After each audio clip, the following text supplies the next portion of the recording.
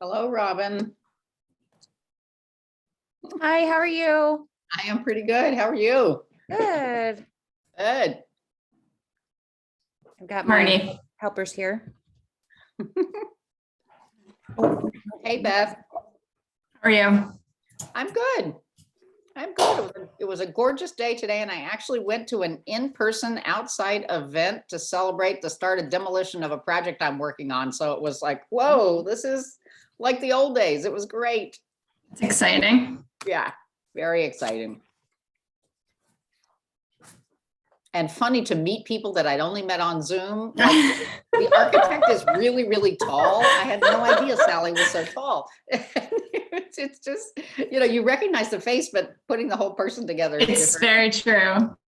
Yeah, Yeah, the town's recreation director started right before COVID or right after COVID. So nobody, he was at the select board meeting last night for the first time, probably in person. He's worked here for 2 years, but nobody's seen him. Yeah. Yeah. So did many people show up for the in-person select board meeting? Was there an audience or? Not many. No. Yeah. No. Can you see how many people tune in on WinCam? Do they have any idea how much that happens? Sorry, I think I missed being elevated. I walked away. Oh yeah, let me. I'm going to promote you to panelist. All right, thank Stacey, you. and that I think you have to click on something. So Yeah, I missed it. Just walked away. This is being recorded, right? it is. Yep. Can I have access to the recording afterwards? Yeah, I think it usually goes up on WinCam. Okay, my daughter's just, she's sitting next to me listening, but she wanted to review it later for her project. So Sure. she's got a history project on affordable housing, 8th grade at McCall. That's Very great. cool. That is Yeah. so, is it for the whole class or just a couple of people in the team working on it? You got assigned that, right? Yeah. Everybody got different. What were some of the other topics? Littering, Littering, homelessness, homelessness, LGBTQ community, and public safety with public safety, LGBTQ. Yeah. Well, we have an actual homeless person in town now. we do. There's one that I know of. He's in that white van that you see down by the Stop and Shop sometimes. Oh, huh. Says "Let's go, Brandon" on it. Mm-hmm. Yeah. Mm-hmm. He comes to the pantry. Hmm. I don't know his name, obviously. Does but- Stop and Shop allow people to stay overnight? So he parks on the street, but he said that the police have been really good about it. Mhm. And kind of don't bother him. He just keeps to himself, and sometimes he parks up near the pantry. Yep. But I think at night he parks down by the Stop and Shop because it's a little safer, I think. Yep. Yep. I should probably tell So, them. I mean, not that it's good to have a homeless person, but No. I've been telling people so that they know that this exists even It- here. It exists. Yes. Yes. And then just now this minute, I found out that this adorable little cape on my street, which is that they've been taking such good care of and so great, and the yard is beautiful and everything, just sold to a developer, and he's tearing it down and Oh, building boy. a 5,000 square foot house on a teeny tiny lot. Wow. Mm-mm-mm. So, and the neighbor were all, of course, just horrified. When I went to his website and looked at his work and was like, oh God. And it's so hard to figure out how, I mean, the financially is one thing. How do you intervene? But how do you even know these things are happening Right. and they happen so fast? Well, thank God for yeah. nosy neighbors. Or nosy neighbors. Yeah. Because one of them called the developer and asked him, and he told her. Yeah. They started, I guess, I mean, it wasn't even on the market. It's Yeah. just off the market, and they That's started what happens. That's what digging it up happens. Yeah. today. They were digging up the Right. yard. Wow. Wow. But it was Yeah. such a great, smaller starter home for Mhm. someone, and now it's just going to be a hideous giant monstrosity. So And not even a 2-family, right? I mean, No, if no. we did this ADU thing, then maybe it could have been a 2-family. So maybe that would be a little something. right. Yep. All right. Well, I think we have enough people here. So just before we get started, I realized I promoted Natalie Taylor to panelist, but I don't recognize the Yeah, we name don't- as a We I don't don't know. Natalie, are you an interested audience member? Are you, That's another Somebody- eighth grade. That's another eighth grader. I'm a student. gotcha, Yeah, Oh, that's this my is a daughter's McCall. friend. Yeah. perfect.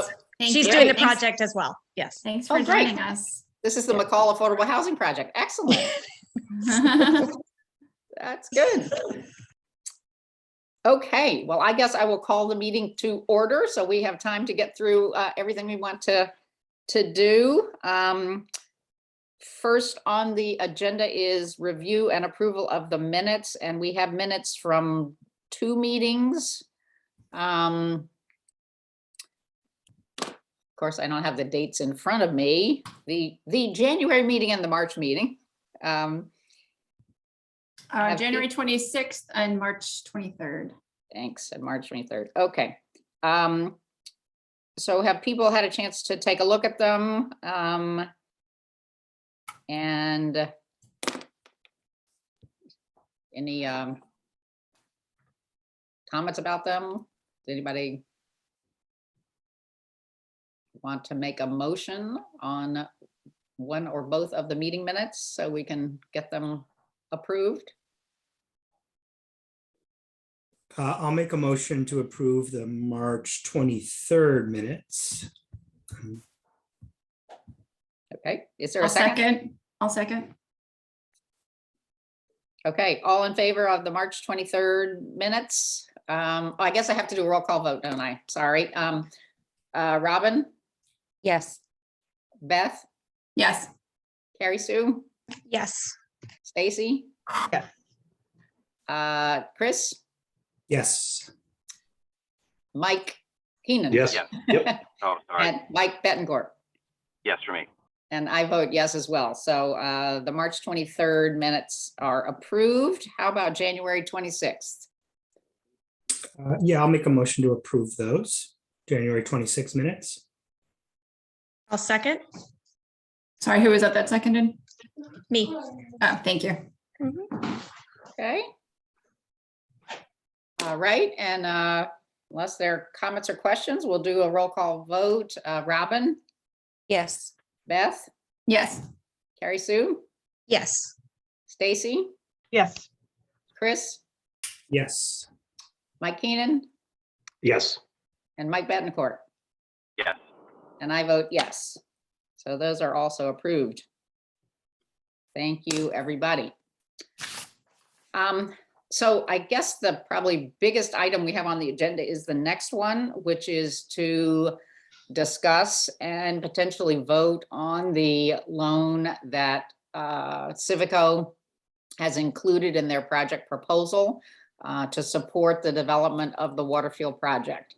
As I understand it, the land disposition agreement is still being negotiated, close to being ready for maybe public review and discussion, with the goal of going to Springtown meeting, assuming the select board approves it and it moves forward. Is anything new to report on that? No, Beth? that's correct. Yeah, it's still in discussions. I just would note that the way we've scheduled it, that this will be a special town meeting, not part of the regular town meeting. So it will be open the first night of town meeting, April 25th, and then postponed to a time certain, which will be sometime in May, to give us a little bit more breathing room and to allow us to close the regular town meeting without, if this goes longer.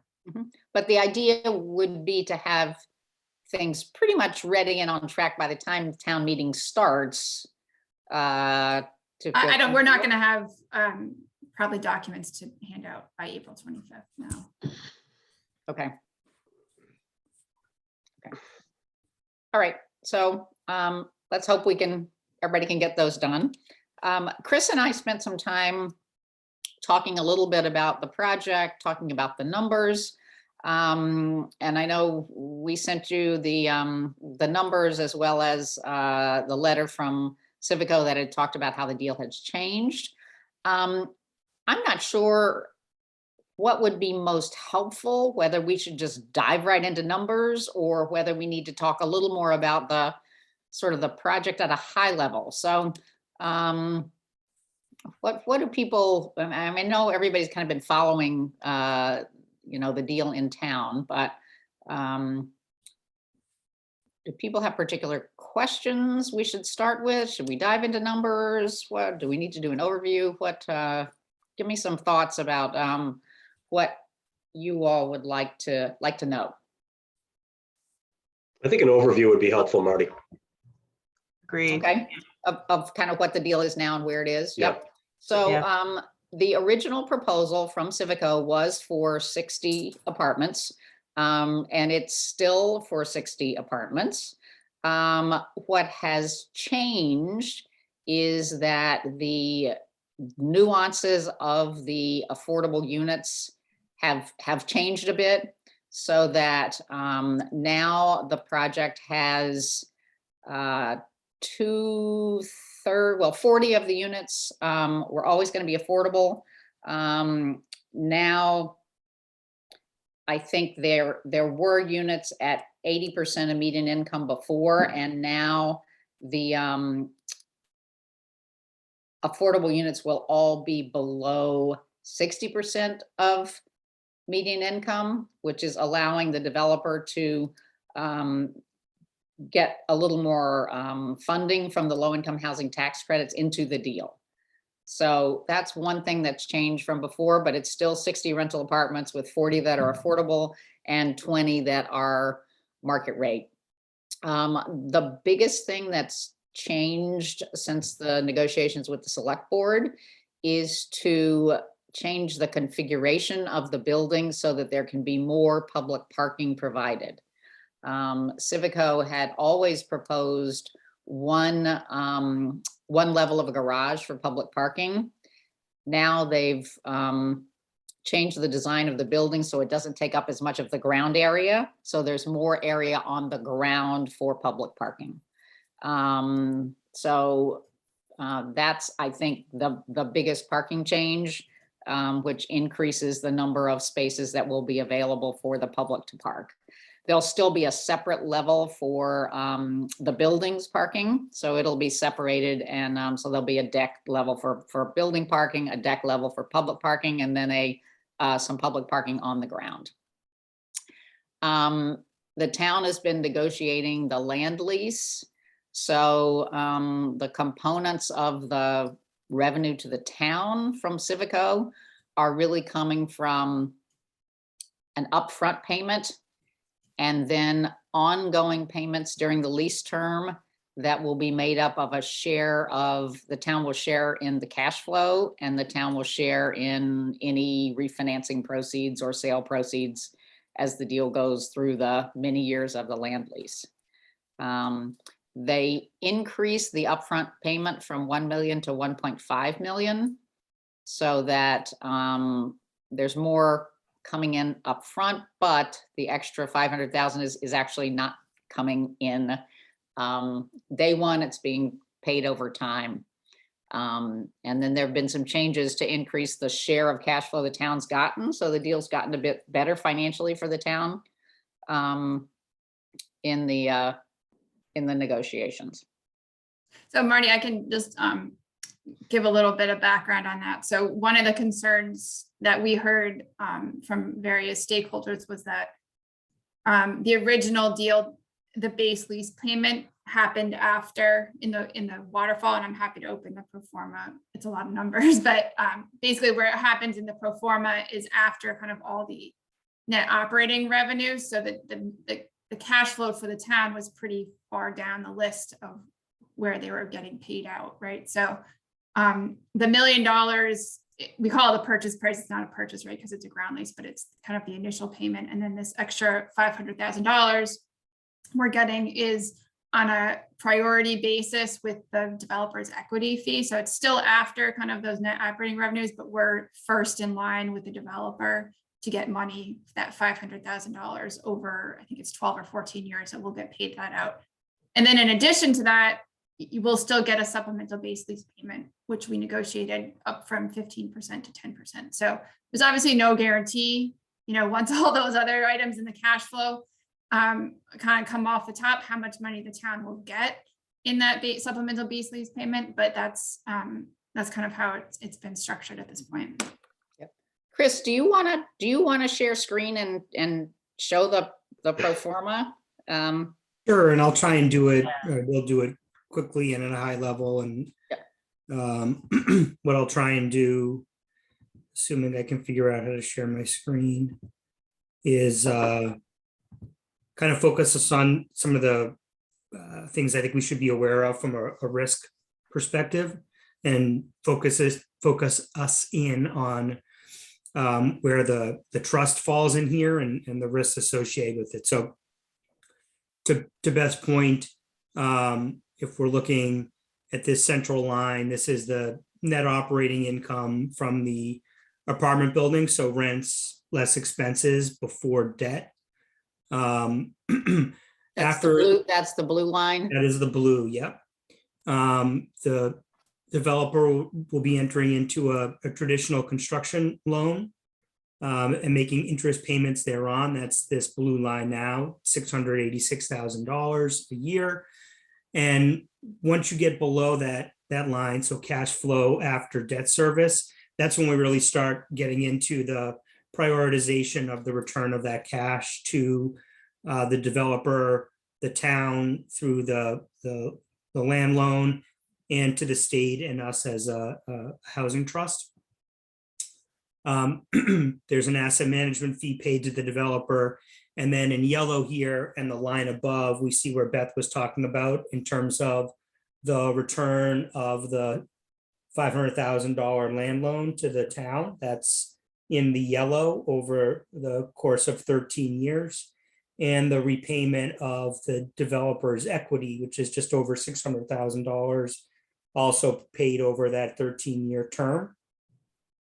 So you'll see in the line below the yellow, in the early years, that leaves very little income as the property ramps up and reaches stabilization and the revenues grow. And in latter years, there actually is a decent amount of cash free to pay back the supplemental, or to make the supplemental base lease payment to the town, and then also to start paying back us and the state.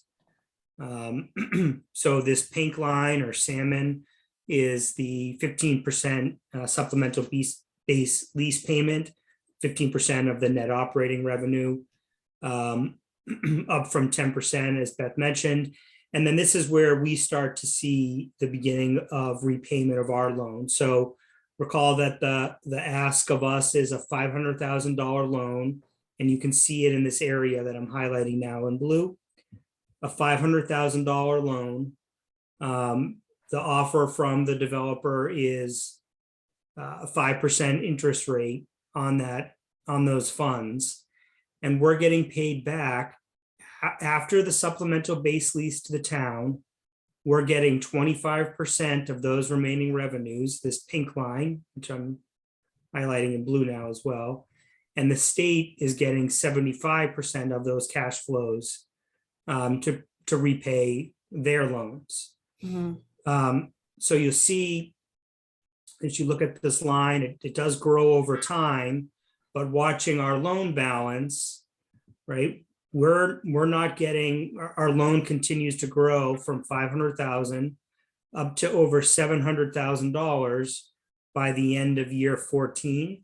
So the income we're receiving from the property cash flow towards our loan is less than the interest that is accruing on that loan.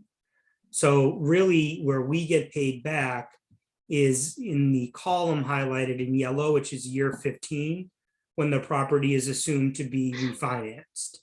So as we think about what this means for return of our funds and the timing of it, we're going to get very little in the way of interest payments, right, on the order of $2,000, $4,000, $6,000, $8,000, $10,000 a year in the early years of this repayment, ratcheting up, but really not with the substantial return of our loan until the property's refinanced in year 15. Even at that point, that refinancing, and we can go look at that math in a second, in year 15 is insufficient to pay our loan back at that time. So we're still getting paid back at that point out of cash flow, and we won't be fully repaid under this modeling until year 24. Nothing about the pro forma assumptions strikes me as out of the ordinary in terms of inflation on the revenue and the expenses, the debt assumptions, although all of those are not fixed assumptions. Where we really have exposure is on the refinance of the loan in year 15. So the way this is working, or the assumptions that they have made, is they'll be able to cap the NOI at the time of refinancing. So basically taking the $1 million in net operating income that they project to have in year 15 and placing a value on that at $16.8 million. So that assumes that a market participant would require a 6.5% annual return to buy this apartment building. And in today's world right now, I'd say that's a conservative assumption. Out of that value, there's math that happens to pay back the investors of the developer's investors and to pay off some fees to the developer. But what we need to be concerned about is the refinancing. So the assumption here is they can get an 80% loan against that project value of 16.8.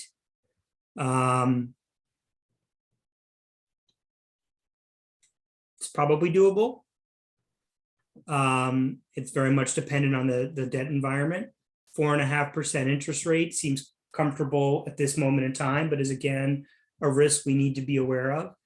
And those $13.7 million of funds are used to pay off the original senior loan, to fund replacement operating reserves for the property on a go-forward basis, to pay off this 10% to the investor member who's a part of the development entity. And then we're splitting fees or we're splitting the remainder in the following way. 50% of the remainder, 3.7, is going to repay the public loans. That's the combination of the state and our affordable housing trust loans. The assumption in this pro forma is that the state gets 75% of those available funds to repay its loan, and the housing trust gets 25% of the available funds, or $466,000, to repay our loan. And as I noted in the cash flow, that goes a long way towards paying down our loan, but isn't sufficient to fully repay us. The other 50% of the proceeds, this other $1.866 million, is split between Civico, 75%, and 25% to the town, which this is not to us as an affordable housing trust. This is to the town as basically their, forget the term, Beth, it's basically part of the supplemental base lease, right? The proceeds at refinance is what they call it, yeah. Yep. Throughout the term of the ground lease. Right. Okay, so I ran through a lot there. Hopefully that was sensible. I think that as we think about what questions or asks of the developer or the town that we would have, it strikes me that our priority is making sure that we get repaid as quickly as possible and are taking relatively minimal risk of repayment, market risk 15 years out. And so we can talk, Marty, I'll turn it back over to you, but we can talk about some of the mechanisms or things that we might ask for to try and just better protect the trust. And I think one thing to remember, everybody who's known real estate, these are assumptions. They're assuming that rents are going up 2.5%. Rents could go up more than 2.5% for the market rate units. They could go up less than 2.5% for the affordable units, or they could go, it can vary over time. And, I think they're, as Chris said, their projections are hopefully conservative. So, if they do a good job and people really want to live in downtown Winchester, maybe the market rents will be higher, so the revenue will be higher, and that would all be a positive for both the town and the trust. But we're kind of along for the ride, depending on how the real estate market, plays out over the next, until our loan is paid off. So people, I'm sure, have questions. So why don't we just toss it open and let people jump in with questions about this or other aspects of the deal?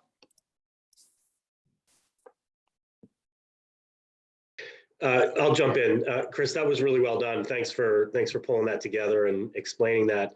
I guess my question is, do we have leverage to sort of pull this in a little bit in so far as, when we get paid back and reduce the risk of, sort of the refinancing on the back end? Yeah, I think what gets complicated is the town's been negotiating the same thing. And so they're kind of, there are three parties in this transaction, right? There's the developer, there's the town, and us. So we could try to get something else from the developer. We could talk to the town. I don't know how practical that would be to see if the town would want to change anything else. I do think there is an opportunity for us to ask the developer to go with them when they go to the state to negotiate the split of the repayment of the public loans. That won't be happening for some time. That won't be happening for years until they get their state funding. But, they proposed 75% of the 50% split goes to the state loans and only 25% to us. I would certainly hope that we could have the opportunity to go into the state and see if we could negotiate something different, so that we might be able to get our loan at least paid back at the refinancing, and get a higher percentage of that. So that's certainly one thing I would suggest that we try to do. I think the 5% interest rate that they have proposed is higher than they're proposing for the state. So I think that's good. So that I don't see any reason to negotiate anything on interest rate. It means we'll get more money over time, even though it's going to take us more time to get it, right? So, I mean, Beth and Michael have kind of been in the negotiations with the developer about the cash flow, and it's a question of how much, is there anything else that could come out of that? Right. I mean, I think the challenge is that everybody wants to be guaranteed money up front, right? And there's only so much money to go around.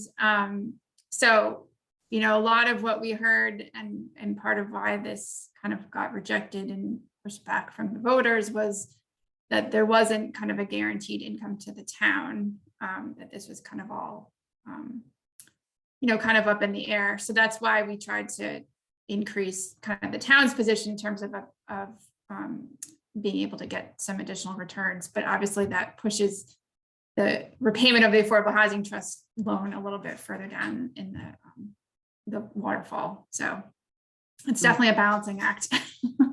I think the other thing too is, I wouldn't discount the benefit to the town and to the trust of moving from 80% to 60% AMI.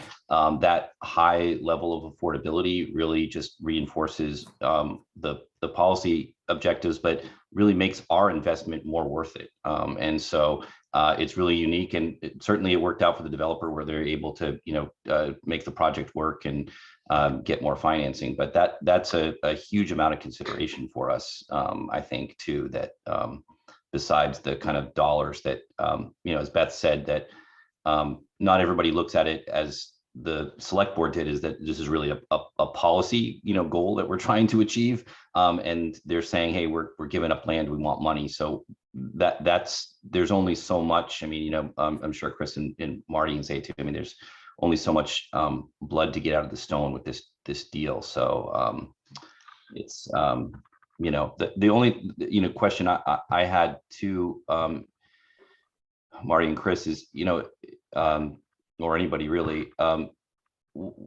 what happens, I know we've kind of gone back and forth a little bit around some of the default provisions, or if they're not able to get financing at some point, or permitting falls through or something. Do we have, kind of a right of first refusal on the project itself? Does the town, so we can take wherever they're at and kind of step into their shoes, and move forward? I don't know if that makes sense. What I I'm mean, asking. before construction is complete, or? Before construction's complete, right? Because there's a marketable piece if they get Well, if they- to, if- yeah, If they they get all the way default, through permitting. if they don't get their permits, then the town can get it back. I mean, they don't get to hold on to the site forever. I'm assuming the LDA, at least the last LDA had, a Yeah. time frame that if they didn't get their permits within a certain amount of time, the town had the right to, take it back and to, look for another developer or do something Right, else. there are default provisions in the. Yeah, LDA that's after more the- specifically around a permitted project, right? So because that's huge value to us to be able to, immediately shift, to another developer and say, we've got a fully permitted design project here, go, right? This developer ran out of cash. That happened to us with Right Lock Farm, so where I thought that project was permitted, but I don't remember. Beth, maybe you remember when Abbott defaulted, and but anyway. Yeah. Yeah, I don't remember this. I don't remember, but anyway, so it was just more of a concern about that as we're not sure what the market's going to look like, before construction starts. There's kind of a long runway, but it could be that their financing falls out at some point, so that was my only. Let me When just does say, the- when having does the been in the close- development business, the deal will live and die a million times between now and when it starts construction. They may not tell us that. Right? These deals, you run into a problem, you try to find a solution, and so you're right, Michael. So many things do happen. It's not a straight line, and you just need the developer to keep plugging away. I think the separate risk, but the one that is probably more of an issue for us is what happens if at the end of the day, the project just ended up being over leveraged between the construction loan, the state loans, our loans, and for whatever reason, the value isn't there 15 years from now. Exactly where do we fit in on the priority, and what, if anything, do we have in terms of collateral, or what our legal standing is on the loan? That's a legal question. I don't know. Yeah, when we get into loan documents, obviously that'll be something that, again, we've got a long way to go, thank Yep. goodness, before we actually have to make the loan, but we'll have to figure out what our loan documents look like and what rights we have. And I think that's another reason I think it would make sense for us to try to at least be part of the conversations with the state, because if something does go sideways or have to be renegotiated, if the state knows we're an active partner and an interested partner, then we, I think, have a good chance at the state recognizing the importance of our involvement and our financial involvement in the deal. Marty, you mentioned when you were talking about us going as part of that negotiation, that the application for the state funds and that sort of split doesn't get negotiated for some period of time. I assume there's a statutory application process or something else. Can we both ask to be in the room for that, but also have approval rights or visibility over what they're asking of the state before they get too far down the road? Well, so the state has this one-stop process, which is great, where you apply for all of your funding under all these different crazy alphabet soup programs at the same time. It's called a one-stop application. So we could certainly talk to the developer about making sure we have the ability to see that before it goes in, so that at least we're aware of what they're asking for from the state in that application. That's a good thought. And then my other thought on just the interest rate Is your sense that the state loan is going to be fixed or floating? It'll be fixed. It will be fixed. Most likely it'll be fixed. Yeah. Yep. So we should assume that we're going to need to be a fixed loan too. Yeah. I mean, I think from the state's perspective, it's just too complicated to have them float. And this is very soft debt from the state's perspective that doesn't get paid off forever. And if you got to track how the interest rate floats and calculate it, it's just like too much work, I think, for them. So their loans are typically a fixed rate.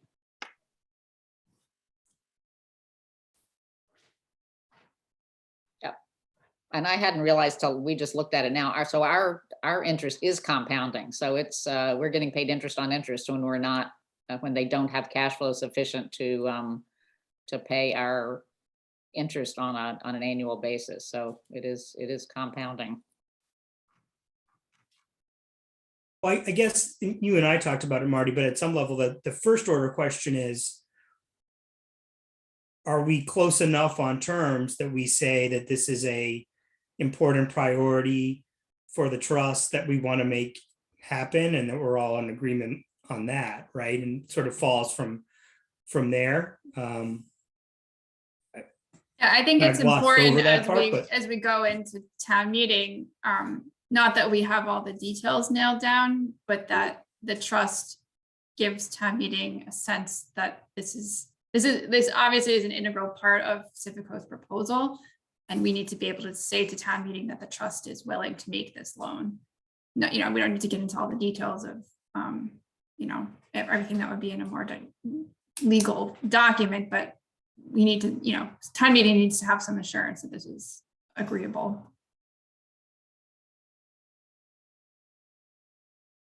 I mean, so a vote would be something like the trust basically saying we are approving the $500,000 loan at 5%, subject to additional conversations with the developer about ways to accelerate the timing of repayment or something like that. And satisfactory legal documentation or some Yep. catch-all that gives us. Yeah, that's fair. Yep. All right, so I'm gonna write that down. Good. Thank you. You said it perfectly. Thank you.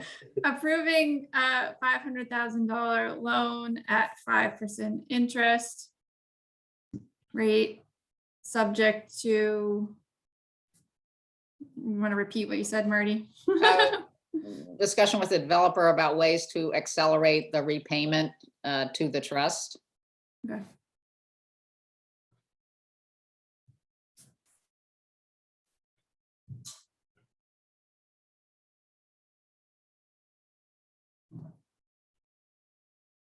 Okay, and subject to negotiation of legal or Loan subject to. documents. What do we say, satisfactory? Yeah, that Yeah. sounds good. Not that we necessarily will renegotiate on this point, but do we need to say that we're accepting the 5% interest rate? Or can we just say something softer? Does that matter? Well, I think that's part of the deal. That's part of the deal that Civico has proposed. So unless there's strong feeling against the 5% rate, I feel like that should be part of the trust agreement. It's kind of baked into the pro formas that will be, showing everybody. Okay. All right, so I'm going to read this back. Everybody tell me if it's what we hoped it would be. So Affordable Housing Trust approves, do you want me to say in concept? No, I would just say, approves, I think, right? Okay. $500,000 loan at 5% interest rate, subject to discussions with Civico about ways to accelerate repayment to the trust and subject to satisfactory loan documents.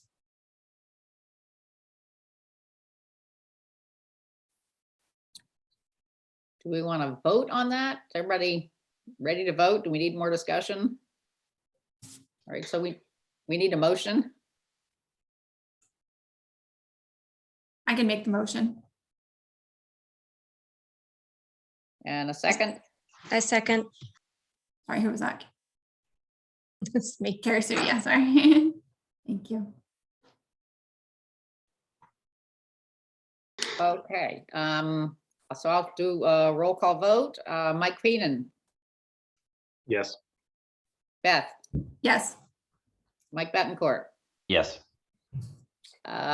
Stacy, Yes. Chris, Yes. Carrie Sue, Yes. Robin, Yes.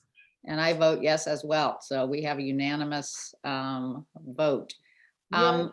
Is there anything anybody would like to, I will probably like write a memo or something to the select board talking about this.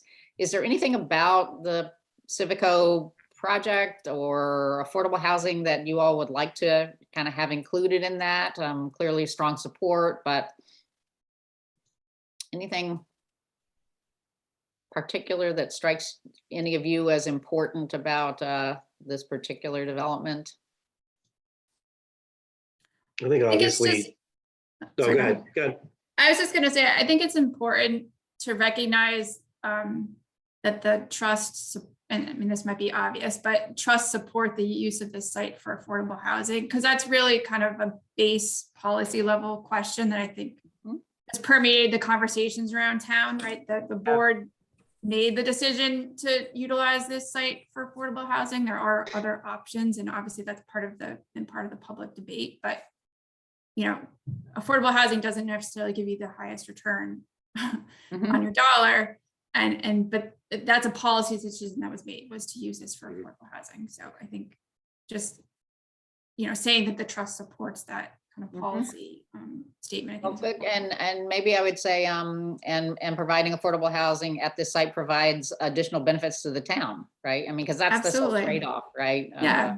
Yeah. It's close to obviously transit. It Transit, yeah. provides provides additional residences in the town center. The transit-oriented nature of the location is important. Yeah, for sure. There's a greater proportion of affordable units, right, in this proposal, which just greatly benefits the town's reaching policy objectives to have that proportion increased. Yep.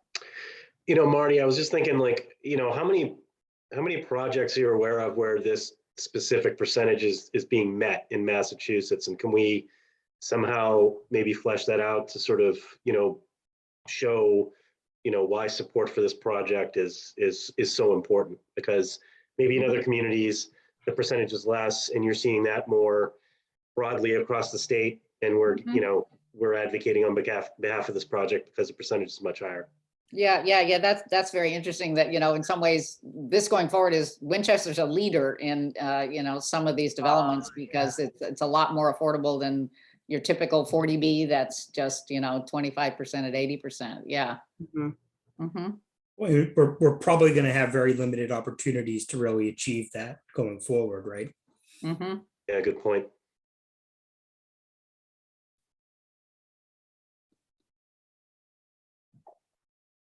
The other thing, Marty, too, is I think it's also good to thank town meeting, if more than the select board, I guess, but both for creating the trust. I mean, this really, gave us, an opportunity to provide leverage in this deal. And, it's town meeting supported it, not necessarily knowing that it would turn into what it is. And when we shifted funds really to the trust, and so there was, a lot of belief in this narrative from town meeting and support. So I think town meeting and the select board working together shows leadership that way as well. Like, and this is what we always intended to do. This is part of the plan, right? So for people to say that we're, trying to sneak something in the back door, I mean, I think, we've been working at this for a while. So. Yep. Right. That's a great point, Michael. I mean, it really is. I mean, this is the reason the trust was created, right? To do things like this and to be able to help developers make the numbers work and make deals happen when they're hard to pencil out. So yeah, that's a great kind of tying it back to the actions of town meeting and the select board to actually get this going.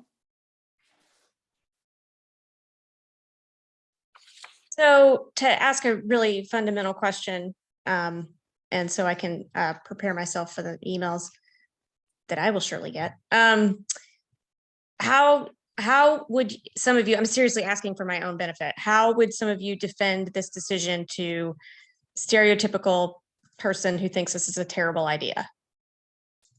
Well, it depends on the reason they think it's terrible, right? The people who think it's terrible because of losing the parking lot, there will be No, the significant. parking, yeah, that That yeah. piece, right, right. like a fundamental, you know, forgive the men in attendance, stereotypical white man who thinks that this is a terrible idea. Yep. It I seems mean, like besides So the I think that- parking. Sorry, Sorry, go go ahead. ahead.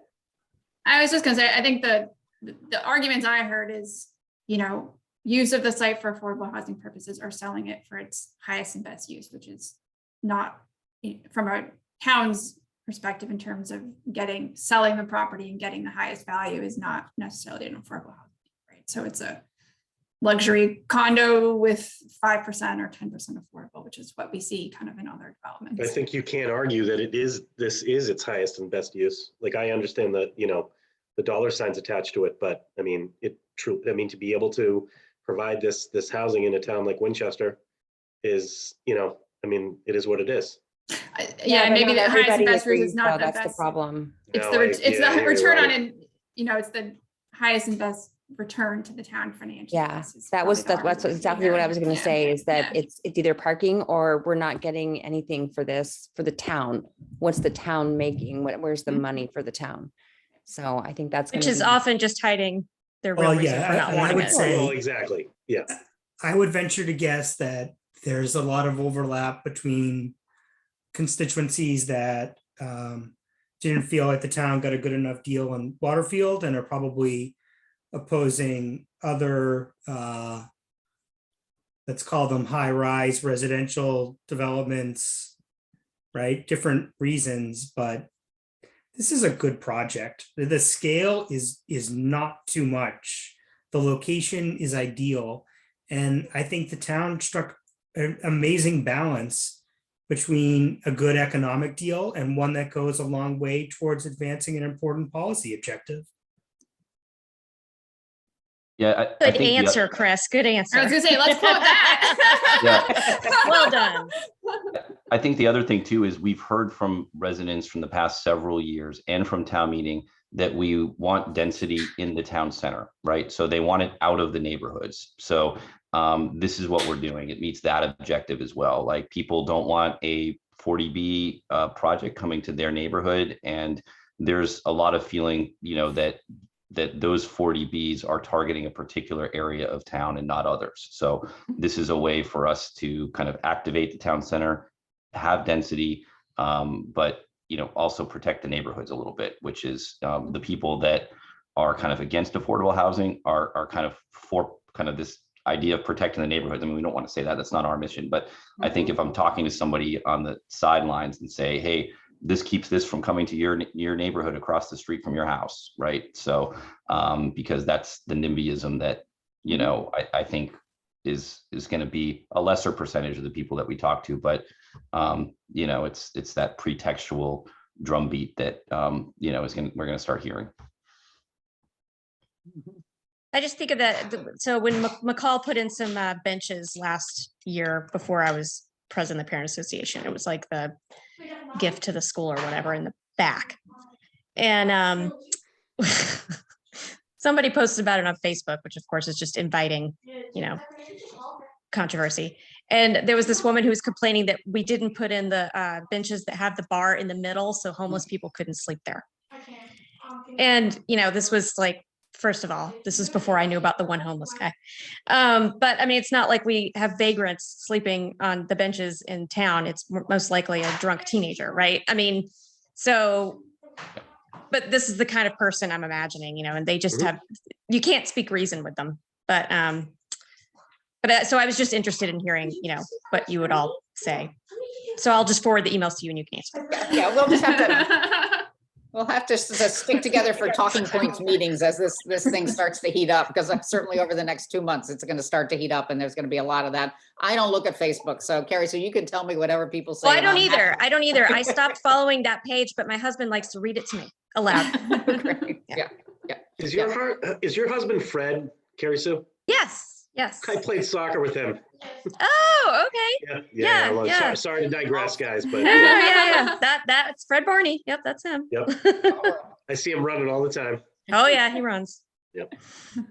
Okay, so let's do it, see if we can get to our last agenda item. So I will write something up and communicate with the select board, and as we get closer to town meeting and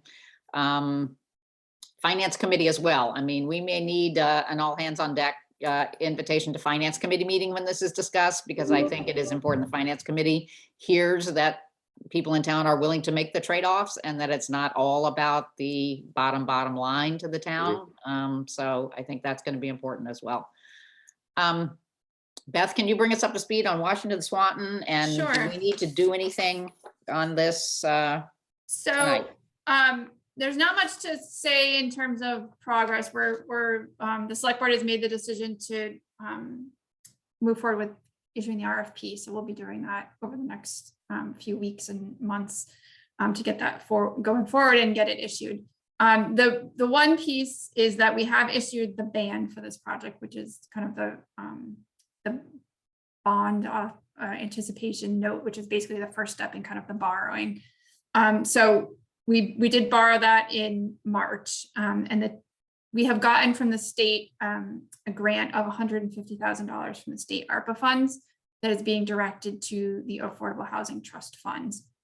And the idea was that $150,000 could be used to offset the ban payments for this project. So the first ban payments are due a year after the ban is issued. So the first ban payment will be due in March of 2023. And that will be just under $86,000 was what will be due.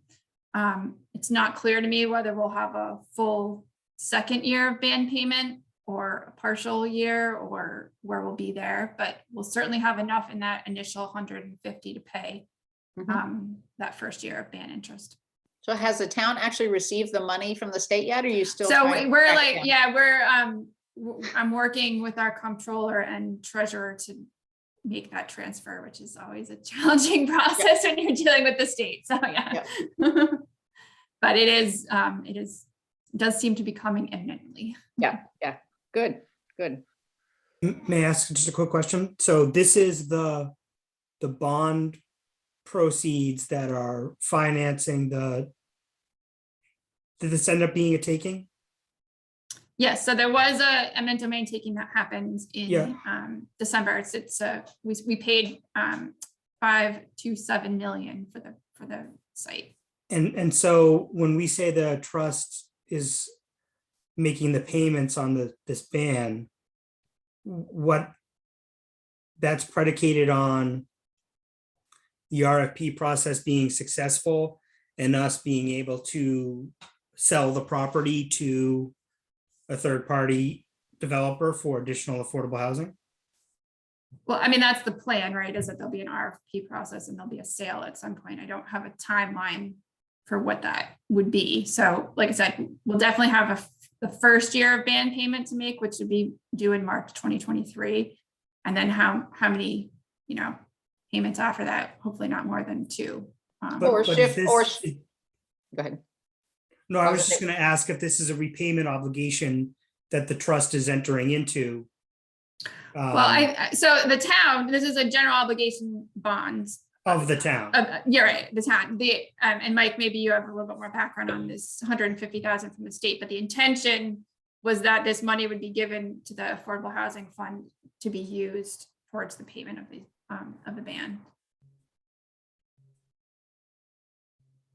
Yeah, I mean, I think that's right. I mean, there was some pushback that we received that we were using either trust money or operating income and revenue for debt service on the project. So that's when we reached out to our delegation for an earmark for these funds to say, we're kind of like holding the town harmless and giving us a long, really safe runway of a year and a half or so to get this deal done. It's our really it's a priority for us to get this to fall town meeting. So we're hoping that the deal can close really by the first band payment, and then that will be, you know, taken over by the new the party that is purchasing.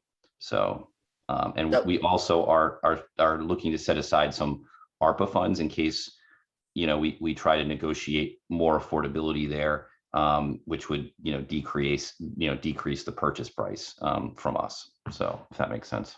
Is the RFP requiring the developer assume the obligation to make the interest payments as sort of a non-refundable deposit? So, Because yeah, we haven't gotten to that point yet, but I Okay. think that's something we'll need to discuss, right? Because, you know, Yep. at some point, you know, things aren't going to close until they get permits in hand, and Mhm. that is always a longer process than everybody likes if there's an appeal. Exactly. So we could transfer the obligation to them to make that. yeah, and I've seen deals where similar things have happened where, you know, we bid on a site with the financial obligation to come up with money when the city needed it for certain things related to the land. So I don't think it would be totally out of the box to put Yeah. a developer on the hook for that. Is it a it'll foregone be good. conclusion? Sorry. Sorry, Mike. Go ahead. No, go ahead, Chris. Sorry. No, I was just going to ask if it's a foregone conclusion that this is going to be affordable housing. That's It a has to be 'cause it's in the requirement. domain. Yeah, that's a requirement of the Yep, team. that's what I thought. Just wanted to make sure. How affordable is part of the question, though, right? I Right. mean, Right now, the town meeting restriction is that all units have to be counted on the SHI, which means only 25% of the units are truly affordable. which would push people toward a 40B, right? Exactly. That would be more most likely. Right, like the River Street 40B and the Or a Cable Street lick, right? 40B. Doesn't need to be. Doesn't have to be, but the land price is so high, you are gonna need to have something that, like a tax credit deal, you couldn't do a tax credit deal and pay the 5.27 million. Right. So that becomes the problem. So we don't need to vote on this. We just need to know, because there's no money, but we need to know it's coming, and I guess it's just important for everybody to understand we're kind of sort of on the hook to. if Yeah, the developer this takes- 150 that's coming into the trust is being, the intention is for it to be used to. But does it these say that in the earmark? If the developer pays it, then do we get the 150? Well, I was hoping before I got on the call, if you give me just 1 second, I can pull up the language. Yeah, I think that's what our intention was with the 150 that you know, from it was kind of agreed upon to be used for this project. But if, you know, we're able to pass off the property quickly, that money, that earmark stays in the trust. So Yeah. And we might use it for this property in another form other than paying interest Exactly. on the notes, right? Yeah. Okay, so there's probably some flexibility then in the language.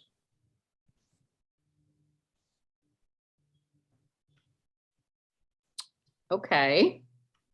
Anybody have other questions about, so Washington Swanton, nothing's going to Springtown meeting. It'll be in the fall, and what'll be happening next is the RFP.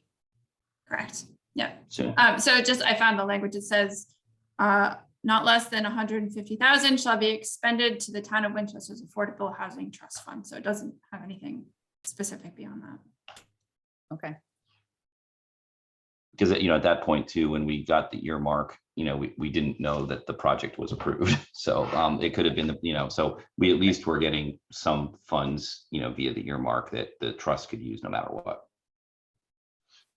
I think I kind of keep dancing around this, but the only concern that I have as we just talk about it is making sure the trust doesn't end up in a place where if this gets dragged out for whatever reason, that we're not on the hook for making in excess of $150,000 in interest payments and, you know, squandering our funds if the project gets dragged out through nobody's fault, right? No, this is the town is on the hook. Okay. So our next meeting is on April 20 something, where we're having guests come from the different housing organizations in town. What did we pick? The 26th? I wanna say it's the 26th. 26th, Yeah. Yeah. Can the housing authority person come, Carrie Sue? Have you tracked her down yet?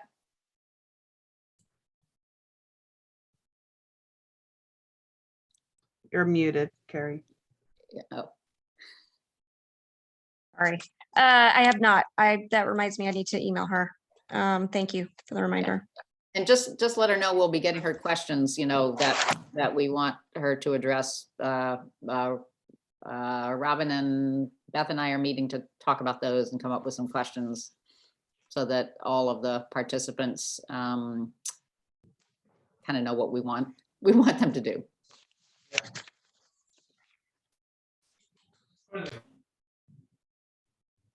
Okay, anything else?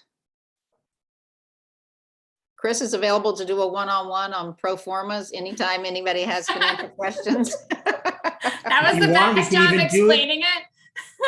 That was awesome. Yeah. We're gonna nominate him to go to finance committee with you, Beth. Come on. Yes, please. Oh, I'm busy that day. I see this meeting's being recorded, so like we can watch it anytime we want. Right, exactly. Okay. Unless there's anything else we need to talk about, do I have a motion to adjourn? So moved. Moved.